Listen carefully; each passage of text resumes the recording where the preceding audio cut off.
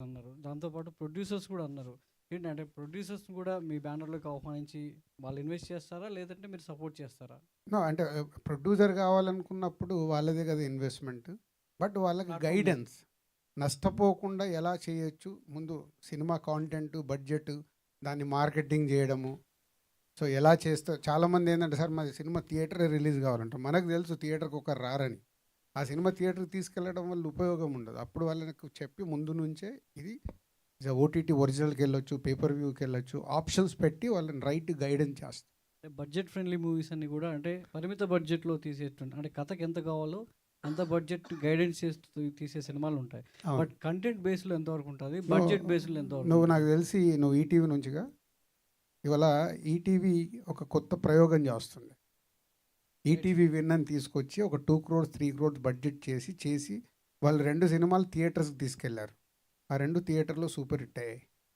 ఐదారవ తీసుకెళ్లారు, 2 super hit అయ్యాయి. ఇదొక కొత్త ఫార్ములా. అంటే ఏ సినిమాని థియేటర్‌కి తీసుకెళ్ళాలంటే సినిమా రెడీ అయిన తర్వాత అర్థమవుతుంది. ఓకే, ఇది థియేటర్‌కి తీసుకెళ్ళొచ్చు. లేదా దీన్ని ఓటీటీ ఒరిజినల్‌కి పంపియొచ్చు. మేమేం చేస్తున్నామంటే బిగినింగ్ నుంచే ప్రాసెస్ స్టార్ట్ చేస్తాం. స్క్రిప్ట్ స్టేజ్ నుంచే ఇది ఎటు వెళ్తే బెటర్ అనేది. దానివల్ల తీసే ప్రొడ్యూసర్‌కి, యాక్ట్ చేసే వాళ్ళకు ముందు నుంచి ఒక క్లారిటీ ఉంటది. లేకుంటే చాలామందికి థియేటర్‌కి వెళ్ళాలనే మోజు ఎక్కువ ఉంటది. మాది అదే కాదు. నువ్వు ఎక్కడ సినిమా అయినా జనాలు చూడాలి. ఎక్కడ చూస్తారు? చిన్న సినిమా, లో బడ్జెట్ సినిమాలు థియేటర్‌కి వచ్చి చూసే రోజులు, ఒక వెరీ గుడ్ కాంటెంట్ ఉంటే చూసారు ఇప్పుడు.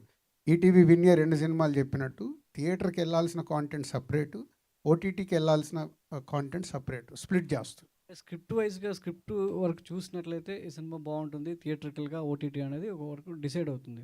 యాజ్ ఏ స్క్రీన్ మీదకి వచ్చిన తర్వాత ఫస్ట్ కాపీ రెడీ అయిన తర్వాత ఎలా డిసైడ్ చేస్తారు? అంటే ఓటీటీ వైపుకి వెళ్తుందా? అప్పుడే కావాలి లేదంటే కదా 'దిల్ రాజు'. అదే అందుకే ఆ అనుభవాన్ని మీరు వాళ్ళకి ఎలా చూసినప్పుడు యెస్. ఎలా ఇవ్వబోతున్నారు చూసినప్పుడు అనేది. లేదు, దీన్ని మనం రైట్‌గా ప్రమోట్ చేస్తే థియేటర్‌కి వెళ్ళిన ప్రేక్షకులు వస్తారు. అంటే ఇప్పుడు ఒక 'బలగం' తీసినప్పుడు దాన్ని ఎలా ప్రమోట్ చేశానో మీ అందరికీ తెలుసు. ఒక రైట్ సినిమా తయారైనప్పుడు దాన్ని ఓటీటీకి తీసుకెళ్ళాలా, థియేటర్‌కి తీసుకెళ్ళాలా. థియేటర్‌లో వర్క్ అవుద్దంటే ఇట్స్ బిగ్గర్. సో, అప్పుడు థియేటర్‌కి పుష్ చేయాలి. అలా వర్క్ చేస్తాం. శ్రీకాంత్ గారు ఇందాక రాజుగారు మాట్లాడుతూ మీరు మాట్లాడిన అన్ని సందర్భాల్లో కూడా పాజ్ చేస్తూ వెళ్తూ ఉన్నారు. ఒక మాట దగ్గర ఆగారు. సక్సెస్ చూడాలి. అన్ని బిజినెస్‌లో సక్సెస్ అవుతున్నాము. సినిమా ఇండస్ట్రీలో కూడా సక్సెస్ అవ్వాలనే మాట దగ్గర రాజుగారు ఆగి మీకు బ్యాక్ బోన్‌గా నిలబడ్డారు. సో ఏంటి మీ జర్నీ ఎలా ఉండాలనుకుంటున్నారు? మార్కండేయ సో మీ లైఫ్‌లో ఎలా టర్నింగ్ పాయింట్ అవుతుంది? రాజుగారు ఇచ్చినటువంటి పుషప్ వల్ల ఎలా నిలబడాలనుకుంటున్నారు? సార్ నేను ఇందాక స్పీచ్‌లో చెప్పినట్టే ఇది మేము ఒక ఆపర్చునిటీ కంటే ఒక రెస్పాన్సిబిలిటీలా చూస్తున్నాం సార్. ఆయన నమ్మి మాకు ఆపర్చునిటీ ఇవ్వడం అనేది డే ఇన్ డే అవుట్ మా మైండ్‌లో అది ప్లే అవుతుంది. మేము బెస్ట్ ప్రొడక్ట్ డెలివరీ చేయాలి. డిసప్పాయింట్ చేయకూడదు అనేది. మా హోల్ టీమ్ అదే రాత్రి పగలు ఇదే మేము రాత్రి 4కి 3కి మాట్లాడుకుంటున్నాం ఈ మధ్య రోజు. సో స్క్రిప్ట్‌ని ఎలా టైట్ చేయాలి? స్టోరీని బెస్ట్ పాసిబుల్ వేలో ఎలా తీయాలి? సో మా హోప్ ఏంటంటే this should be a memorable movie and life changing movie for all of us. And Raju గారికి ఆల్రెడీ ఆయన చాలా హిట్స్ చూసేశారు. But it should also be one more feather in his cap అనమాట అంతే. All the best. అండ్ ఇందాక మీ scripts అడిగారు కదండి. నాది రాజు గారితో just I want add something. నాది ఆయనతో జర్నీ జస్ట్ 2 మంత్సే. కానీ స్క్రిప్ట్ మీద ఆయనకున్న పట్టు అంటే ఇప్పుడు ఎనీ పాయింట్ ఆఫ్ టైం ఆయన కనీసం 10 స్క్రిప్ట్స్తో జర్నీ చేస్తూ ఉంటారు యాక్చువల్గా. కానీ ప్రతి స్క్రిప్ట్లో ప్రతి మైన్యూట్ డీటెయిల్ ఆయన గుర్తుంటుంది. సో 2 నెలల కింద చేసిన నెరేషన్ కదా, ఈ డీటెయిల్ ఆయన ఓమిట్ చేసేస్తాను ఇవాళ నెరేషన్ అని చెప్పి వెళ్ళామా దొరికిపోతాం బేసిక్గా. ఆయన that's a grip he has on scripts. So ఆయన ఒక హాఫ్ అన్ అవర్ నెరేషన్లో హీ కెన్ ఈజీలీ జడ్జ్ మీ స్క్రిప్ట్ థియేటర్ వర్తియా లేదంటే ఓటీటీ వర్తియా లేదంటే అసలు యాక్చువల్గా అది ప్రొడ్యూస్ చేయడం కరెక్టా కాదని కూడా చెప్పగలరు. So that is something that I've seen in him. So I think that's probably the basis for where he is right నా ఫీలింగ్. సార్ డైరెక్ట్ గారు, ఇందాక దిల్ రాజు గారు అడిగారు మీ పేరు ఏంటని. ఏంటి సార్ మీ పేరులో వెరైటీగా ఉంది? మీ పేరు తెలుగు వాళ్ళేనా మీరు? పక్కా తెలుగోండి. నేను పుట్టి పెరిగిందంతా హైదరాబాదే. యాక్చువల్గా రేపల్లె మా ఊరు. సిస్ట్లా అనేది మా ఇంటి పేరండి. ఓకే. నేను చెన్నై వెళ్ళినప్పుడు మా సినిమాటోగ్రఫీ కోర్స్ కోసం వెళ్ళాను. అప్పుడు ఏంటంటే మీ తెలుగు వాళ్ళు 4-5 పేర్లు పెట్టుకుంటారని చెప్పి ఫస్ట్ ఏముంటే ఇంటి పేరు ఉంటుంది కదా మనకు, ఆబ్వియస్లీ తెలుగు వాళ్ళు అంటే ఇంటి పేరు పెట్టి పిలిచారు. ఆ రోజు నుంచి నేను సిస్ట్లానే అయిపోయానండి. Okay sir. మీ టైటిల్ ఏంటి? జొరాసిక్ పార్క్ టైటిల్ లాగా ఉంది. ఆ టైటిల్ డిజైన్ మొత్తం. సారీ సార్, నాకు అలా కనపడలేదు. సార్ గూగుల్ చేయండి సార్, ఉంది.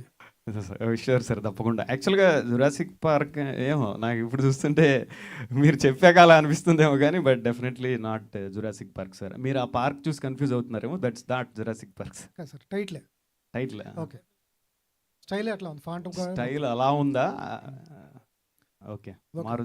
సార్, మార్కెట్ అయ్యి అంటే శివుడు క్యారెక్టరు మైథలాజికల్, శివుడి మీదే ఉంటుంది, శివుడు కాపాడతాడు ఆయన్ని, ఇదంతా తెలిసిందే. ఎస్, ఇప్పుడు మన టీజర్లో గ్లిమ్స్లో ఏదైతే ఏ శివుని చూపించారు, ఏఐ శివుడు కాదండి, కరెక్షన్, ఆయన రియల్ పర్సన్ అండి.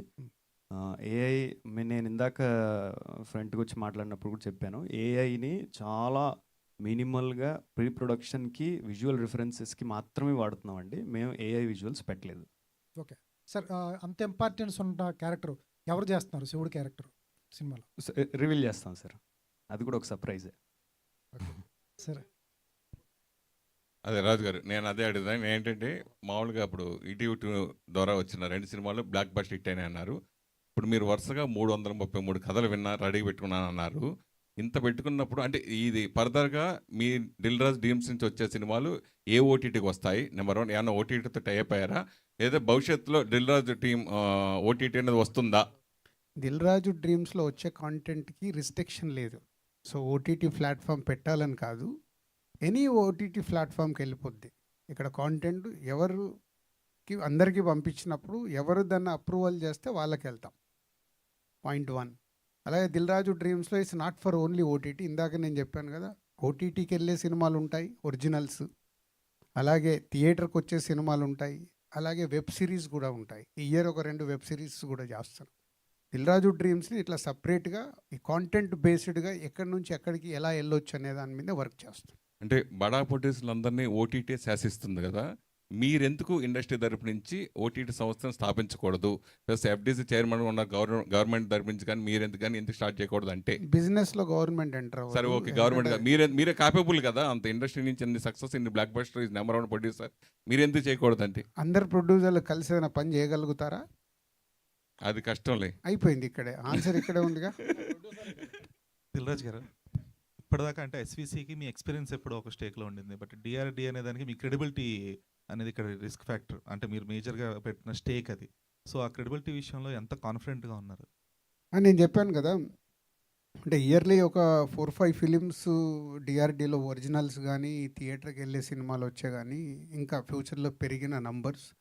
నేను ఇక్కడ సక్సెస్ చూడట్లా, ఎందుకంటే కొత్త వాళ్ళతో ఎక్స్పెరిమెంట్ చేస్తున్నప్పుడు సక్సెస్లు రావు. బట్ ఇయర్లో ఒక బాల్ తగులుద్ది, అది నమ్ముతున్నాను. ఒక్కటి కొట్టిన చాలు, దాని ద్వారా చాలా టాలెంట్ దొరుకుతుంది. And if is a success కాకుండా వాళ్ళ టాలెంట్ బయటకు వస్తుంది. టెక్నీషియన్స్ కావచ్చు, అరే ఈ సినిమా ఆడలేదు కానీ దీంట్లో చాలా బాగా చేశారంటే మేమే నాలాంటి producers, other any production houses వాళ్ళకి ఆపర్చునిటీ ఇస్తారు. సో ఇది చూస్తున్నాను. బట్ ఇది రన్ అవ్వాలంటే కంపల్సరీ అది బిజినెస్ మాడ్యూల్ కూడా వర్కౌట్ అవ్వాలి కదా. ఒక్కటి చాలంటున్నాను కదా. ఒక్క సక్సెస్ వస్తే అన్నిటిని కవర్ చేసేస్తుంది, రైట్ సక్సెస్ వస్తే. ఈ రేంజ్లో మ్యాజిక్ జరిగినప్పుడు వేరు ఉంటాయి. అందుకే ఎకానమిక్స్లో కూడా ఏంటి, మేము ఒరిజినల్స్ కూడా ప్రిపేర్ అయ్యాం, అలాగే వెబ్ సిరీస్లు కూడా ప్రిపేర్ అయ్యాం. టోటాలిటీగా చూస్తాం. ఇయర్ బ్యాలెన్స్ షీట్ చూసినప్పుడు ఏమేమి జరిగాయి, ఏంటి కంపెనీ బ్యాలెన్స్ షీట్ అనేది చూస్తాం.